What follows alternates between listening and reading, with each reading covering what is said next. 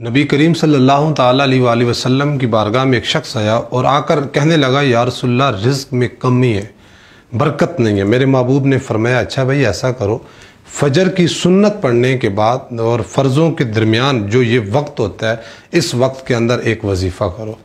تو عرض کی یا رسول اللہ وہ کون سا وظیفہ؟ فرمایا 100 مرتبہ یہ پڑھ لیا کرو سبحان اللہ و بحمدہ سبحان اللہ العظیم استغفر اللہ۔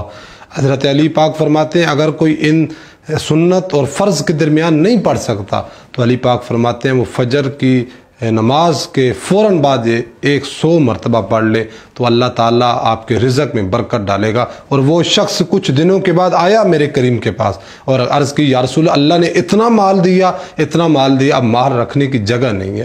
تو اگر آپ اور میں چاہتے ہیں کہ رزق میں برکت ہو تو پھر اس وظیفے پہ عمل کریں، حضور کی سنت کو زندہ کریں۔ نبی کریم صلی اللہ تعالیٰ علیہ وسلم کی